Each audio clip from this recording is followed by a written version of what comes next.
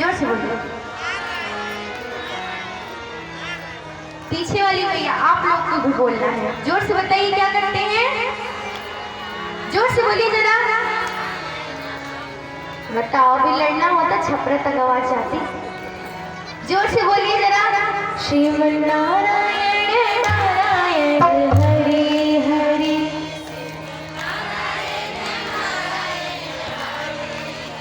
अब दादाजी लोगों की बारी।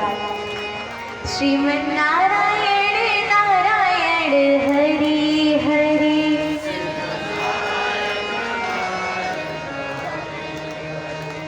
और जोर से बोलिए मैया लोगों से तेज। श्रीमन नारायण नारायण हरि हरि। श्रीमन नारायण नारायण हरि हरि। हो भजमन नारायण नारायण हरि हरि। भजमन नारायण नारायण हरि। थोड़ी भैया लोगों का सुनने दीजिए। क्या बात है। श्रीमन नारायण नारायण हरि हरि। बहुत सुंदर। अब दादाजी लोग आपको इनसे भी तेज बोलना है। ओ भजमन नारायण नारायण हरि हरि। बहुत सुंदर। इसी तरह आप लोग साथ दिया करिए तो हमें भी आनंद आता है। उठाइए दोनों हाथ, भाव से बोलिएगा। ओ श्रीमन नारायण नारायण हरि। श्रीमन नारायण नारायण हरि हरि। ओ भजमन नारायण नारायण हरि हरि। श्रीमन नारायण नारायण हरि हरि। हो तेरी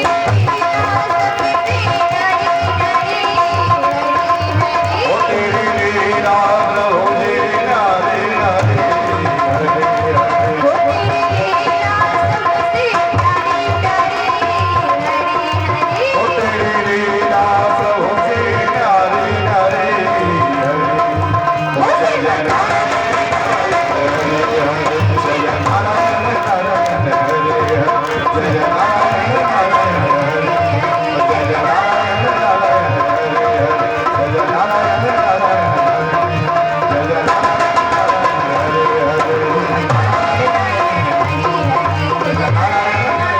नारायण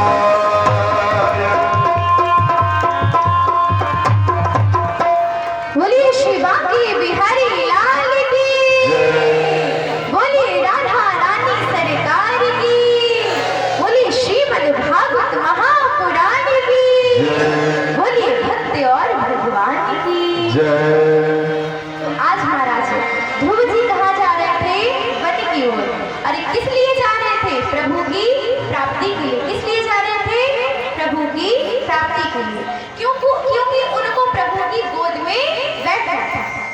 आज जैसे नारद जी आए तो वो नारायण नारायण करके जा रहे थे। उन्होंने क्या देखा? ये छोटा सा बालक है विराट वन में, आज वो अकेला चला जा रहा है। तो आज जैसे उन्होंने देखा, नीचे आते हैं और उस बालक से पूछते कि बेटा तुम कौन हो और कहाँ से आए हो? तो आज वो बेटा कहता है कि मेरा नाम ध्रुव है, मैं उत्तान राजा का पुत्र हूँ और मेरी सौतेली माँ ने मुझे इस प्रकार से कहा है और मेरी माँ ने मुझे इस प्रकार से वचन दिया, तो मैं प्रभु की प्राप्ति के लिए जा रहा हूँ। तो आज नारद जी कहते हैं बेटा तुम्हारी आयु बहुत छोटी है और इतनी छोटी अवस्था में क्या मान और क्या अपमान। क्योंकि जो बालक होते हैं उनको मान और अपमान की कोई चिंता नहीं है। क्योंकि आप बच्चों को कितना भी डांट दो, कितना भी कुछ कह दो, लौट कर आपके पास ही आते हैं ना बच्चे। आप कितना भी उन्हें डांट दो लेकिन आएंगे आपके ही पास, लौट कर उनको आपके पास ही आना है। आज ध्रुव जी कहते हैं कि हे नारद जी यदि आपको मेरा मार्ग प्रशस्त करना है तो करिए, अन्यथा आप जा सकते हैं। आज जैसे ध्रुव जी ने कह दिया तो आज नारद जी प्रशंसा करते हैं। अहो तेजा क्षत्रियाणा मान भग मनुष्यताओ बालो प्रेम हृदय धत्ते यत समातु शत वचः। धन्य हो क्षत्रिय तेज, तुम धन्य हो बेटा जो अपनी बात पर अडिग हो। और जाओ मैं तुम्हें आशीर्वाद देता हूँ कि तुम्हें प्रभु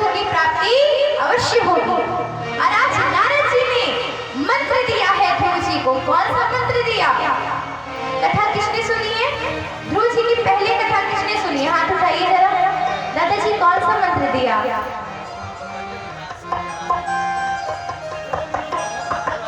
बहुत सुंदर सुंदर तालियां हो जाए।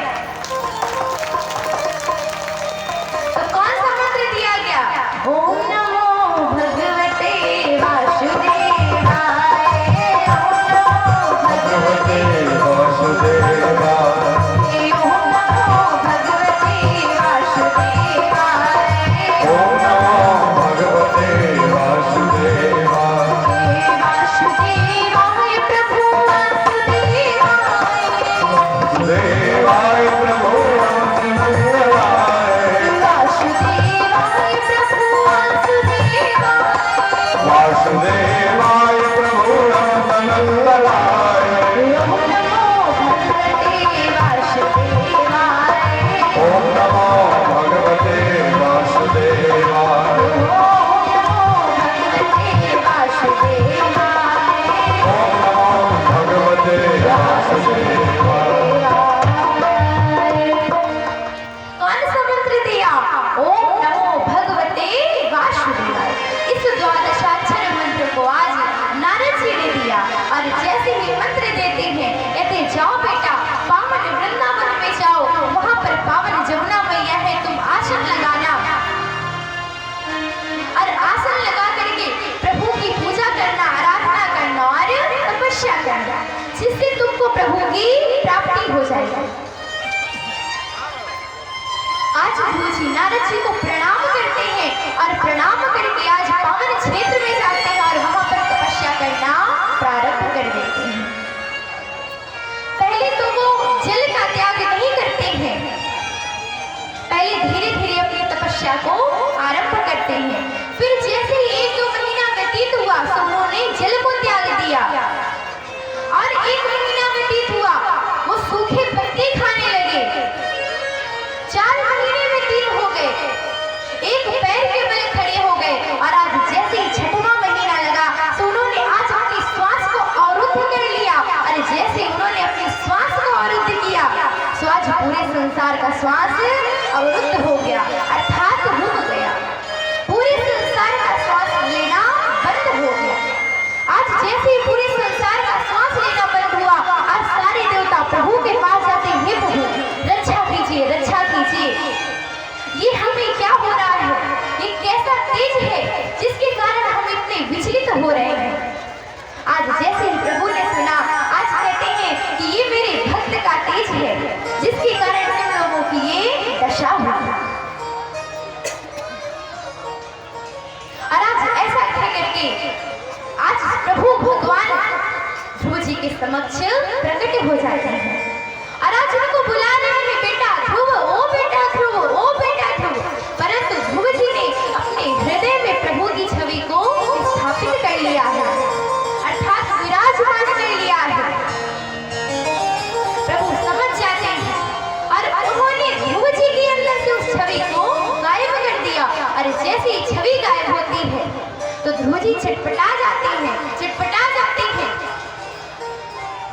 और आज जैसे ही वो व्याकुल हुए तुरंत अपने नेत्रों को खोलते हैं और सामने क्या देखा? साक्षात परमपिता परमात्मा उनके सामने खड़े हुए हैं। बोलिए श्री वृंदावन बिहारी लाल की, बोलिए राधा रानी सरकार की जय। और आज जैसे ही उन्होंने नेत्र खोले तो अपने सामने क्या पाया कि साक्षात प्रभु खड़े हुए हैं। और आज वो सामने प्रभु को देख करके बड़े प्रसन्न हो जाते हैं पर कुछ बोल नहीं पाते। और आज प्रभु ने अपना संग उनके कपोलों में स्पर्श करवाया और आज जैसे ही संग स्पर्श हुआ, प्रभु तो उनके मन की इच्छा जानते थे। आज ध्रुव जी को अपनी गोद में बिठा लेते हैं और आज उनको खूब आशीर्वाद देते हैं। कहते हैं जाओ बेटा तुम 36,000 वर्षों तक राज्य करोगे और अंत में तुम मुझको प्राप्त हो जाओगे। इधर ध्रुव जी प्रभु को प्रणाम करते हैं और आज अपने नगर को लौट आते हैं। जैसे ही पिताजी ने सुना है, पिताजी दौड़े दौड़े आते हैं और आज ध्रुव जी को गोद से बैठा लेते हैं और हृदय से लगा लेते हैं। देखिए मन में विचार करते हैं पिताजी कि मेरे बेटे को तो देखिए जिसने इतनी कम अवस्था में प्रभु को प्राप्त कर लिया है और हम क्या सोचते हैं कि हम पति बुढ़ापे में करेंगे।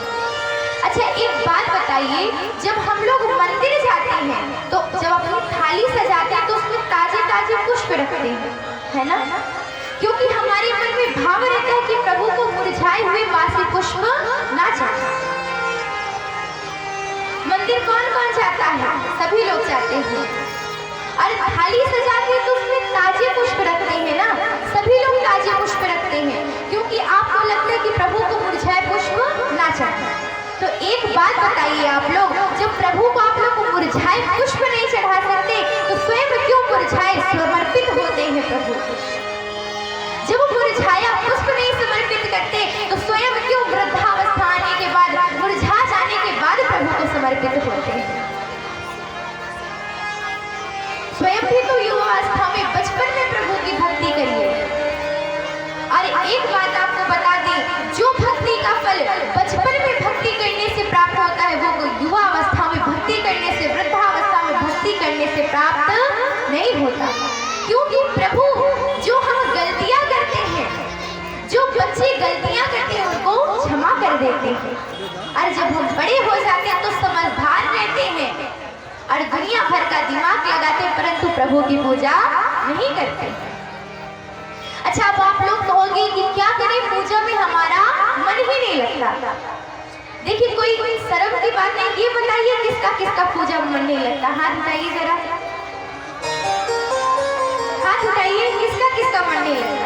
भाई होता है, इधर उठाइए, किसका किसका मन नहीं लगता? आज एक ऐसा उपाय बताएंगे जिससे आप लोगों का मन लगने लगेगा। हाथ उठाइए, जिसका जिसका पूजा करने में मन ना लगता हो, आलस आता हो, हाथ उठाइए। आज हम दवा बताते हैं, सही सही हाथ उठाइए। इधर किसका किसका मन नहीं लगता? ठीक, और किसका किसका मन लगता है? अच्छा, कुछ लोग हैं जो दोनों में ही हाथ में उठा रहे हैं। और इधर किसका किसका मन नहीं लगता? हाथ उठाइए। मैया आप लोग काहे खड़ी है? बैठ जाइए, बैठ करके कथा को सुनिए। तो बताइए इधर किसका किसका मन नहीं लगता? हाथ उठाइए। अब हम ऐसा उपाय बताते हैं जिससे आपका मन लगने लगेगा। तो अच्छा ये बताइए कि आपके घर में आपके अनेक संबंधी होंगे, कोई पुत्र, कोई भाई, पुत्री, पति, सास और ससुर, माता और पिता। तो हम लोग तो उनके लिए कुछ भी कर सकते हैं। क्यों कर सकते हैं? क्योंकि उनसे हमारा कुछ ना कुछ संबंध है। इसी के कारण तो हम उनसे इतना प्रेम करते हैं।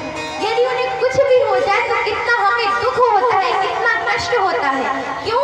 क्योंकि उनसे हमारा कुछ ना कुछ संबंध है। कोई पिता है, कोई भाई है, कोई पुत्र है, कोई पुत्री है, कोई पति है, कोई पत्नी है। तो उनसे प्रेम क्यों करते हैं?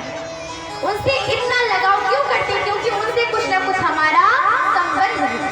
अरे भगवान से किसी ने कोई संबंध जोड़ा ही नहीं।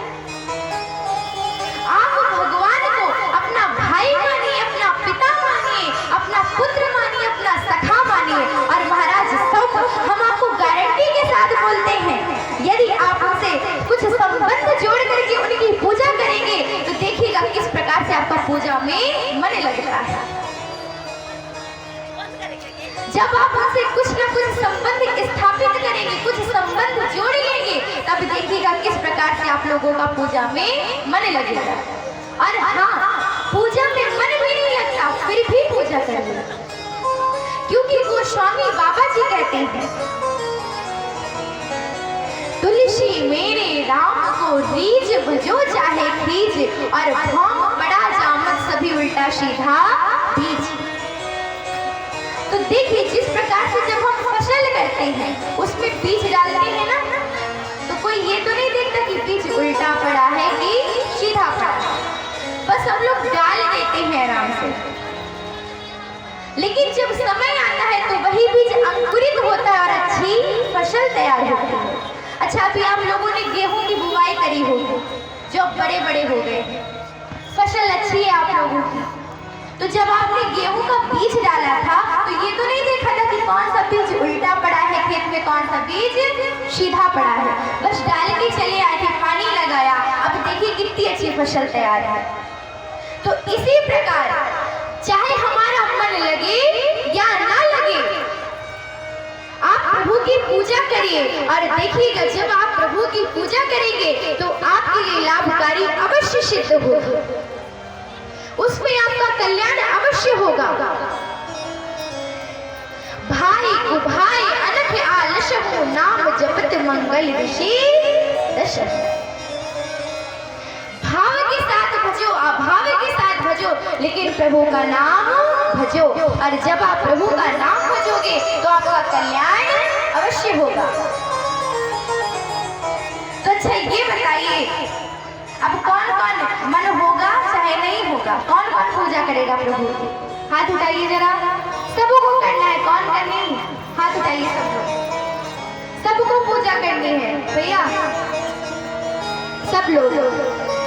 और हाँ, वो जो पीछे भैया आप लोग खड़ी हैं बैठ जाइए। बताइए कुछ भैया लोग तो रोड पे ही खड़ी हैं। सभी लोग पंडाल में आइए, पंडाल के अंदर बैठ करके कथा का श्रवण पाठ करिए। तो आज महाराज ध्रुव जी अपने नगर की ओर आते हैं। इधर जैसे पिताजी ने देखा कि मेरे पुत्र ने तो प्रभु को प्राप्त कर लिया है, आज पिताजी स्वयं वन चले जाते हैं, सारा राजपाट उस छोटे से पुत्र ध्रुव जी को सौंप देते हैं। और आज ध्रुव जी न्यायपूर्वक शासन करते हैं 36,000 वर्षों तक राज्य करके।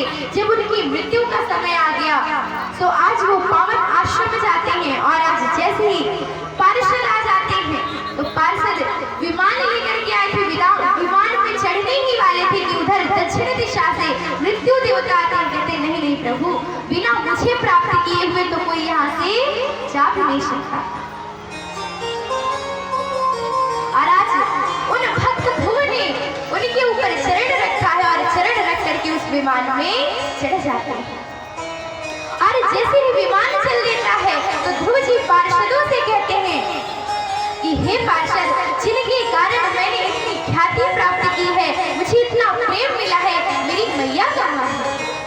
तो पार्षद कहते हैं वो देखिए जो आपके सामने वो विमान जा रहा है उसमें आपकी मैया बैठी हुई है। क्योंकि महाराज जो जिस कुल में भगवान के भक्त जन्म लेते हैं उसकी 21 पीढ़ियां तर जाती हैं। एक पीढ़ी तो वही जिसमें वो भक्त है और आने वाली 20 पीढ़ियां और तर जाती हैं। आप इस मोह माया को त्याग दीजिए और सारा समर्पण भाव प्रभु की ओर रखिए। आपको कोई भी परेशानी हो, कोई भी दिक्कत हो, आप प्रभु से कहिए, संसार वालों से मत कहिए, क्योंकि वो सुनेंगे और आपकी हंसाई करेंगे। यदि आप प्रभु से कहोगे तो प्रभु आपका कल्याण अवश्य करेंगे। हमेशा प्रभु से कहा करिए कि हे प्रभु मेरी बिगड़ी बना दीजिए। प्रभु से कैसे कहना है?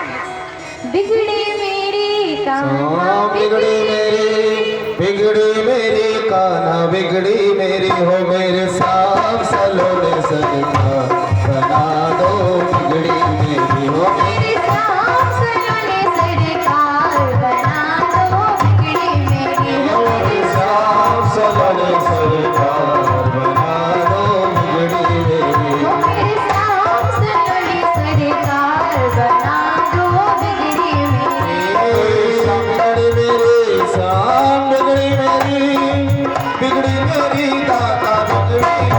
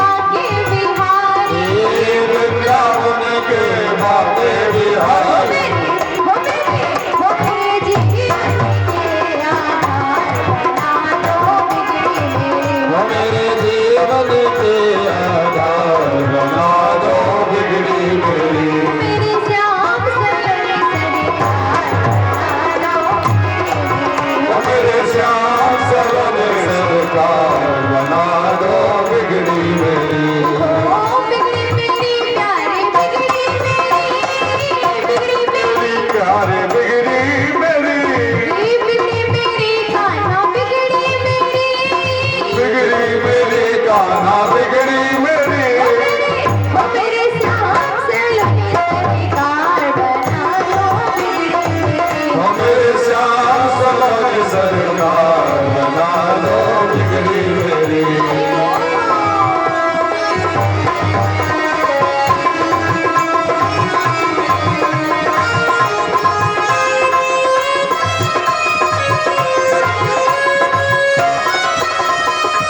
दोनों हाथ उठा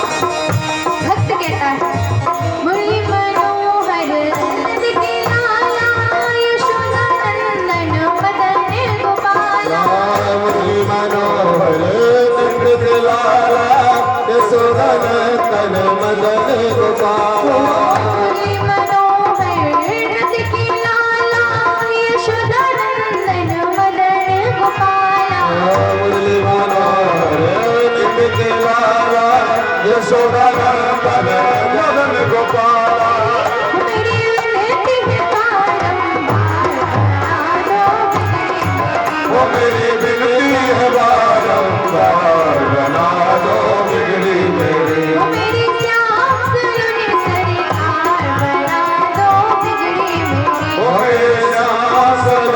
सरकार बना दो बिगड़ी मेरी। वो बिगड़ी मेरी प्यारी बिगड़ी मेरी बिगड़ी मेरी कान्हा बिगड़ी मेरी वो बिगड़ी मेरी प्यारी बिगड़ी मेरी बिगड़ी मेरी प्यारी बिगड़ी मेरी मेरे श्याम सलोने सरकार बना दो बिगड़ी मेरी। मेरे श्याम सलोने सरकार बना दो बिगड़ी मेरी।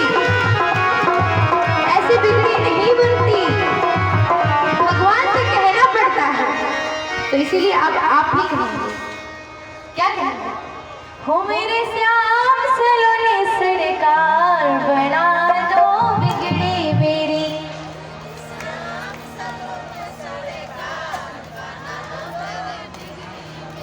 पीछे वाली भैया आप लोगों को भी बोलना है भाई आगे वाली बस नहीं बोलेंगी साथ साथ मिल करके बोलो हो मेरे श्याम सलोने सरकार बना दो बिगड़ी मेरी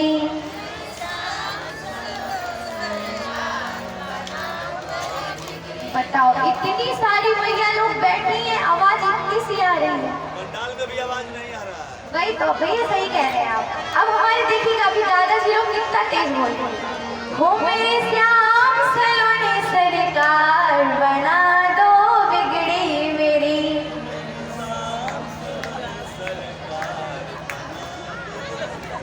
अच्छा ज्यादा लंबा पड़ रहा है शॉर्ट करते हैं बना दो बिगड़ी मेरी और जोर से भैया लोग को हरा दीजिए बना दो बिगड़ी मेरी और जोर से बना दो बिगड़ी मेरी अब आप लोगों को जीतना है आचार्य जी अपना फोन दिखाइएगा जरा हमारे आचार्य जी का ये न्यू फोन है 60,000 का आया है अब जो तेज गाएगा उसे हमारे आचार्य जी का फोन गिफ्ट किया जाएगा तो भाई अब जिसे फोन चाहिए वो तेज गाएगा ठीक है बना दो बिगड़ी मेरी फोन चाहिए ना किसे किसे चाहिए फोन उठाइए हाथ फोन चाहिए तो जोर से गाना पड़ेगा पहले भैया फिर दादाजी ठीक है जो जीतेगा उसे फोन दिया जाएगा बना दो बिगड़ी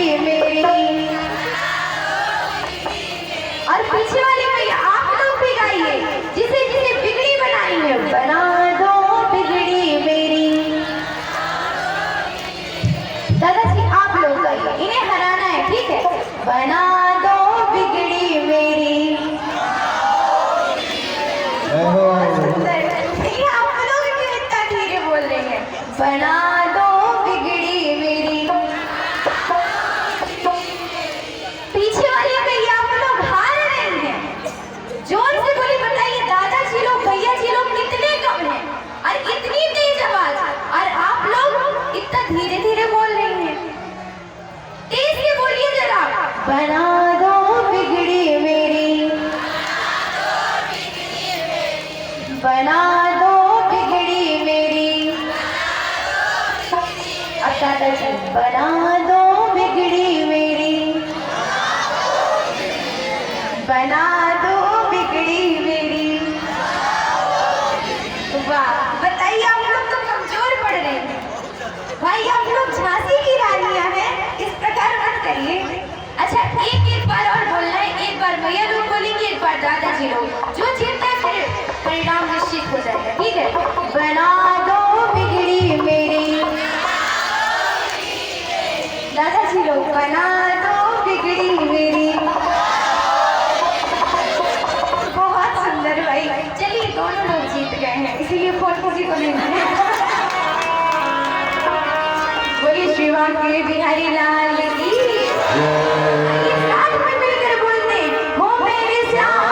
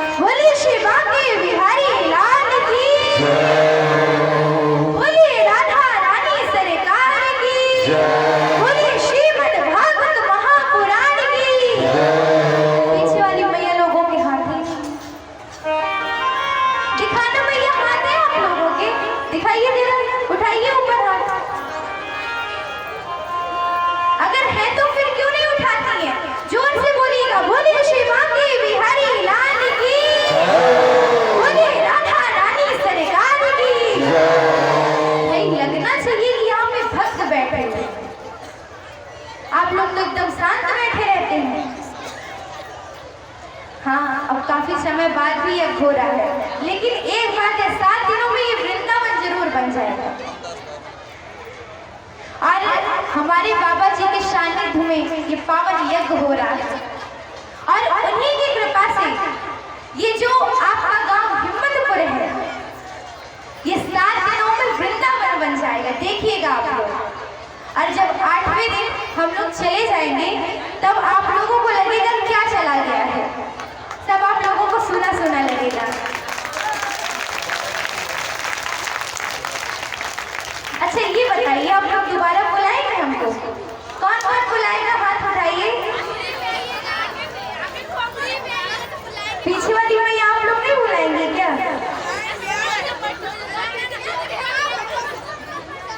अच्छा, कौन कौन बुलाएगा, हाथ उठाइए, हम देखे सबको। आप सभी का बहुत बहुत आभार। एक बार जोर से जय घोष करेगा, हरे हरे और सबसे ज्यादा आभार तो हम अपने पूज्य महाराज संत जी का करना चाहेंगे, श्री श्री 108 श्री रामदास बाबा जी का। उनका तो बहुत बहुत आभार, क्योंकि आप सब लोग इतने अच्छे हैं, उन्हीं की कृपा है जो हम आपसे मिल पाए, है ना। तो सबसे ज्यादा आभार उन्हीं का प्रकट करिए। तो अच्छा, एक बात बताइए, ये जो हमारी मैया पीछे खड़ी क्यों है? जगह नहीं है क्या बैठने के लिए? मैया बताइए, जगह ना हो तो हाथ उठाइए, फिर व्यवस्था करवाई जाए। हाथ उठाइए, अगर जगह है तो बैठ जाइए, जगह नहीं तो हाथ उठाइए। मेरा निवेदन है कि जो इसके व्यवस्थापक हैं, जो महिलाएं पीछे खड़ी हैं, उनको आगे कर दीजिए, आगे बढ़ जाए, आगे जगह है। ये साउंड बंद हो गया आपका, वो भी साउंड बंद हो गया। श्री राधे श्याम, बोली शिवा की बिहारी लाल की। तो अच्छा, कुछ स्थान है जहाँ पर खाली हाथ नहीं जाया जाता। कौन कौन से स्थान है वो बताइए आप लोग? कुछ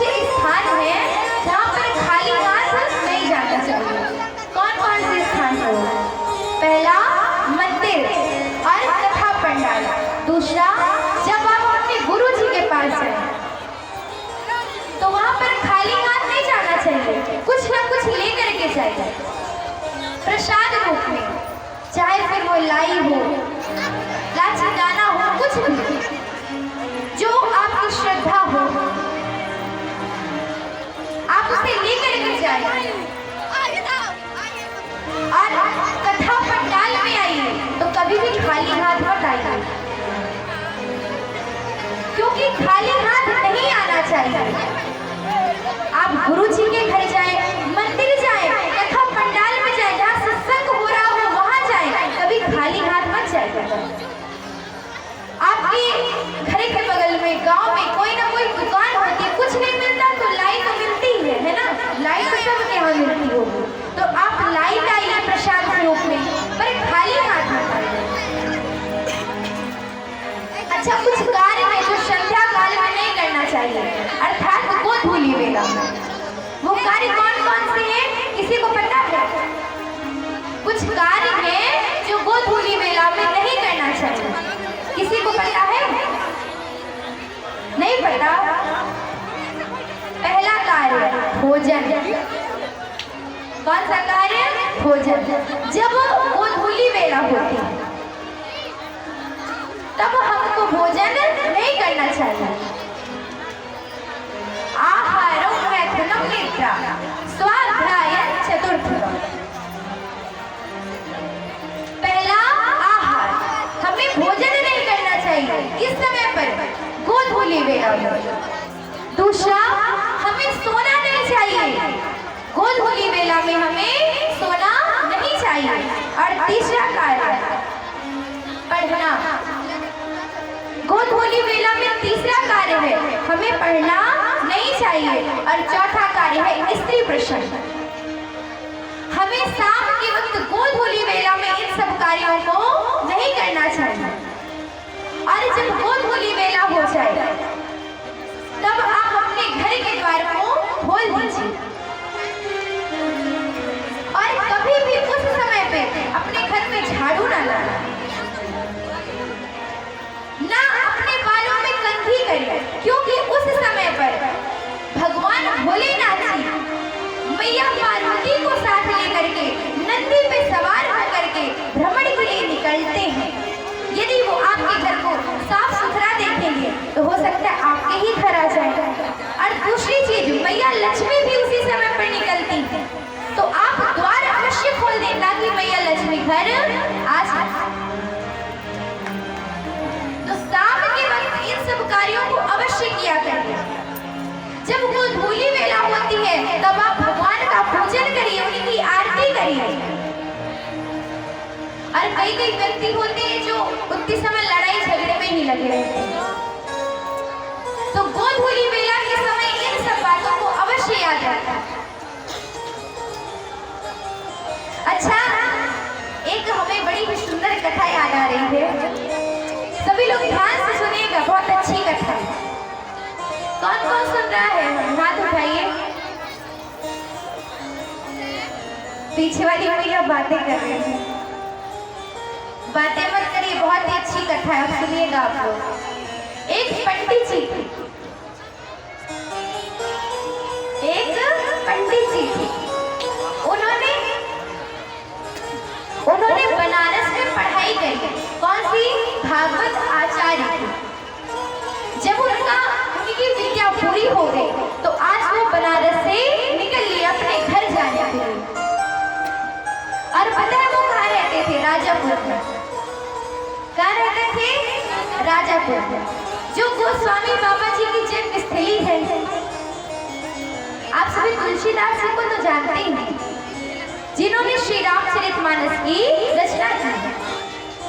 तो वो पंडित जी कहाँ रहते थे? राजापुर में।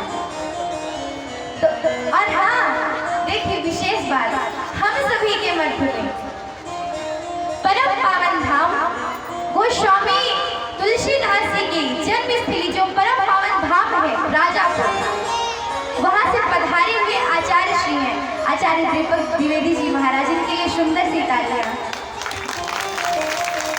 क्योंकि ये पावन धरा धाम से पधारे हुए हैं जहाँ पर हमारे गोस्वामी बाबा जी का जन्म हुआ। और महाराज थे वो कहाँ के थे? राजापुर।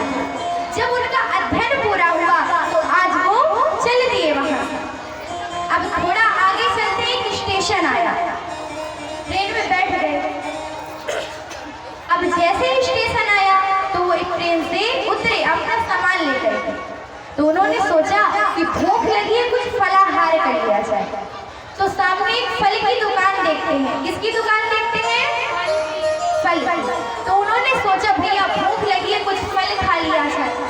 अब वो फल खाने के लिए वो ट्रेन से उतरते हैं, फल वाले के पास के सामान नीचे रखा और सामान नीचे रख करके फल खरीदने लगते हैं। क्या करने लगते हैं? क्या करने लगते हैं भैया? फल खरीदने लगते हैं। अब जैसे वो फल खरीद रहे थे तो एक चोर पीछे से आता है और उनका जितना सामान था सब उठा करके वहां से चला जाता है। अब जैसे ही वो चोर सामान उठा करके चला गया, अब वो पंडित जी के जेब में एक भी रुपए नहीं था। अब पंडित जी बड़े परेशान, उन्होंने खूब ढूंढा परंतु वो चोर कहीं नहीं मिला। फिर वो विचार करते कि अब पैसा नहीं तो यात्रा भी नहीं, अब क्या किया जाए? तो वो सोचते चलिए मेरे पास ज्ञान तो है, पैसा ना से मेरे पास ज्ञान है। और कौन सा ज्ञान था उनके पास? भागवत का ज्ञान था। किसका ज्ञान था? भागवत का ज्ञान था। अब वो स्टेशन से बाहर आ जाते हैं और जैसे ही बाहर आए तो उन्हें सामने एक ग्राम दिखाई पड़ता है। और जैसे ही उन्होंने वो गांव देखा तो विचार करते हैं कि चल करके इस गांव के पुरोहित से मिलता हूँ और पुरोहित से मिल करके उनसे कहता हूँ कि आप अपने गांव में भागवत करवाइए। सभी लोग शांतिपूर्वक बैठे और इस कथा को ध्यान से सुनो। यदि आप लोग का ध्यान बाहर जाएगा तो कथा समझ नहीं पाएंगे, क्योंकि ये कथा बहुत ही अच्छी है। सभी लोग शांतिपूर्वक एकाग्र मन करके इस कथा को सुनिए। अब वो पंडित जी की जब जेब कट गई तो कहाँ पहुंचे? स्टेशन के बाहर। कहाँ पहुंचे? स्टेशन के बाहर। अब जैसे ही स्टेशन के बाहर पहुंचे तो उनको एक गांव दिखाई पड़ता है। क्या दिखाई पड़ा? गांव। और उस गांव का नाम पता है क्या था? हिम्मतपुर। ये वाला हिम्मतपुर नहीं, दूसरा हिम्मतपुर है। आप लोग अपने गांव को मत समझिएगा। क्या नाम था उस गांव का? पीछे वाली भैया सुन रही हैं आप लोग? क्या नाम था? जोर से बोलिए जरा। आप लोग शांत रहिए, आप लोग बोलिए। भाई ये क्या बात होती है? कथा सुन रहे हैं कि नहीं? हाथ उठाइए। तो उस गांव का क्या नाम था बताइए? हिम्मतपुर। अब जैसे पंडित जी उस गांव में पहुंचे तो उन्होंने सोचा कि चलिए पुरोहित जी से बात कर लेते हैं और उनसे कहते हैं कि आप अपने ग्राम में भागवत जी का आयोजन करवाइए। लेकिन भक्तों बड़ी दुविधा, वो जो गांव था वो बड़ा पिछड़ा था, मतलब वो गांव शिक्षित नहीं था। अब जैसे ही पंडित जी पुरोहित जी के पास पहुंचे, उनसे कहते हैं कि मैं भागवत पढ़ के आया हूँ, मैं आपसे निवेदन करता हूँ कि आप भागवत करवा लीजिए। अब पुरोहित जी को यही नहीं पता था कि भागवत क्या होती है। पुरोहित जी जानते ही नहीं थे कि भागवत कहते किसे हैं। तो उन्होंने कहा हाँ कोई भागवत वागवत नहीं होती, चलो जाओ यहाँ से, निकल जाओ यहाँ से, कोई भागवत वागवत नहीं होगी। तो आज पंडित जी सोचते यदि चले जाएंगे तो 2 रुपए जो मिलना वो भी नहीं मिलेगा, घर कैसे पहुंचेंगे। आज वो चरणों में गिर गए पुरोहित जी के। नहीं पुरोहित जी करवा लीजिए, भागवत करवा लीजिए हमसे। अब पुरोहित जी कहते नहीं कोई भागवत नहीं होगी, जाओ यहाँ से। नहीं पुरोहित जी करवा लीजिए, एक बार करवा लीजिए भागवत। अब पुरोहित जी ने सोचा रे बार बार निवेदन कर रहा है, चलो ठीक है। अब उस गांव के एक प्रधान जी थे, पटेल परिवार से थे, तो उन्होंने सोचा भाई मैं तो नहीं करवा सकता, चलो पटेल जी को बोल देता हूँ वो करवा लेंगे। आज वो पटेल जी के घर लेकर के पंडित जी को जाता है। किसके घर लेकर के गए? पटेल जी थे। मतलब कि वो गांव के प्रधान जी थे, सरपंच थे, जाति से पटेल थे। तो आज जैसे ही प्रधान जी के घर पहुंचे, प्रधान जी अंदर थे अपने परिवार के साथ और बाहर एक शिला पड़ी हुई थी। अब वो पंडित जी जाते हैं और उसी शिला पर बैठ जाते हैं। अब जो पुरोहित जी थे वो अंदर जाकर के प्रधान जी को बुलाते हैं, कहते ओ प्रधान जी थोड़ा बाहर आइए। अब जब पुरोहित जी ने बुलाया तो प्रधान जी बाहर आते हैं और जिस शिला पर वो पंडित जी बैठे हुए थे उनसे आज जोर से बोलते हैं चल हट यहाँ से, मुझे बैठने दे। अब जैसे उन्होंने ऐसे बोला तो भाई अब पंडित जी डर गए, थोड़ा संकोच में आ गए। तो तुरंत उस शिला से, शिला अर्थात पत्थर, चट्टान, बड़ी चट्टान जिस पे मनुष्य बैठ सके आराम से, जैसे भोले बाबा की बैठने की चट्टान आपने चित्र में देखा होगा, है ना। तो इसी तरह की एक चट्टान थी। तो आप जैसे ही उन्होंने अपनी चट्टान से उन्हें बाहर किया तो वो बाहर खड़े हो गए। अब प्रधान जी आके उस चट्टान पर आराम से बैठ जाते हैं। किस पर बैठ गए? चट्टान पर आराम से बैठ गए। कहते हाँ बताओ क्या बताओ। सुपुरोहित जी ने कहा भैया ये बनारस से पढ़ करके आए हैं, कह रहे भागवत करवा लो। अब प्रधान जी भी ना जाने कि भागवत क्या होती है, तो कहते यहाँ कोई भागवत वागवत नहीं होगी, जाओ लेकर जाओ इन्हें। तो अब उन्होंने कहा नहीं नहीं करवा लीजिए, बहुत निवेदन कर रहे हैं। तो फिर प्रधान जी कहते नहीं यहाँ कोई भागवत नहीं होगी, जाओ। अब जो प्रधान जी के बच्चे थे वो इस बात को सुन रहे थे। तो उन्होंने सोचा भागवत कोई खेल का नाम है, कोई खेल होता होगा भागवत, कोई जादू है भागवत। तो नहीं नहीं पापा भागवत करवा लो, हमें भागवत देखना है भागवत देखना है। अब जैसे उन्होंने कहा देखना है, अब पंडित जी सोचते भैया देखना है भागवत देखी भी जाती है क्या? तो उन्होंने कहा हो सकता है ये सुनने को देखना बोल रहे हैं। तो अब जब बच्चों ने कहा नहीं पापा हम भागवत देखेंगे, नहीं पापा हम भागवत देखेंगे, तो भाई जब बच्चे जिद करते हैं तो घर वाले मान जाते हैं। तो अब प्रधान जी ने कह दिया ठीक है अच्छा देख लो भागवत। कहते ए पंडित चल दिखा अपनी भागवत को। अब जैसे उन्होंने ऐसे कहा तो कहते भाई मंच लगवाइए, कोई मुझे स्थान दीजिए। तो उन्होंने कहा चलो ये चट्टान है इसी पे बैठ के तुम अपनी भागवत को दिखा दो। अब पंडित जी आराम से बैठ जाते हैं। अब जैसे ही पंडित जी बैठ गए, अब कुछ जो गांव के बुजुर्ग थे वो भी बैठ जाते हैं और वो जो प्रधान जी के बच्चे थे वो अपने सभी मित्रों को बुला करके ले आते हैं और सब बच्चे वहां पर बैठ जाते हैं। अब पंडित जी भागवत सुनाना प्रारंभ करते हैं। अब बच्चे बड़ी देर से सुन रहे हैं, सोच रहे अब निकलने वाली है भागवत, अब निकलने वाली है भागवत। अब उन्हें लगे भागवत कोई खेल का नाम है, कोई जादू का नाम है। तो बार बार उचक के देखे कि अब निकल रही है भागवत, अब निकल रही है भागवत। अब भाई भागवत कोई खेल हो, कोई जादू हो तो निकलेंगे।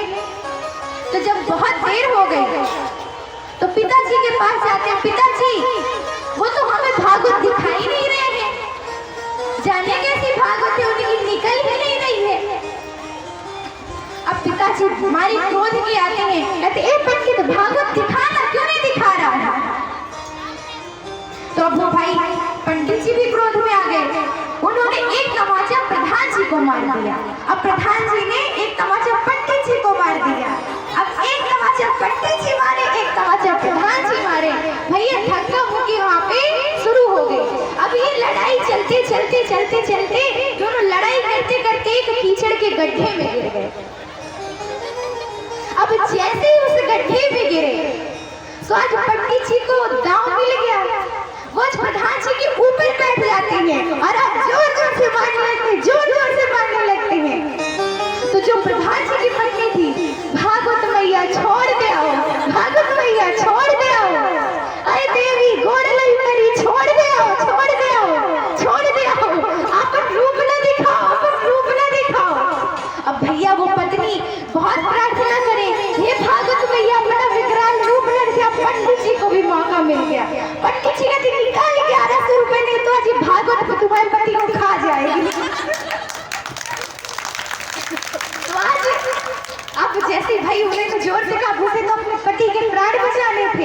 जल्दी घर से गई, घर के अंदर गई, 1100 रुपए लाकर, लो पंडित जी हमें भागवत से छुड़वा दो। आज महाराज अब पंडित जी ने छोड़ दिया। कहते हैं अच्छा किया तुमने दक्षिणा दे दी, नहीं तो भागवत जी पता नहीं क्या कर डालती। और फिर अब प्रहलाद जी कहते हैं अब भागवत भैया तुम्हें दे दी, अब कर तुम न करुआई भागवत। तो भैया कुछ लोग ऐसे भी होते हैं कि भागवत जी को इस प्रकार से भी लेते थे, तो बोलो राधे राधे।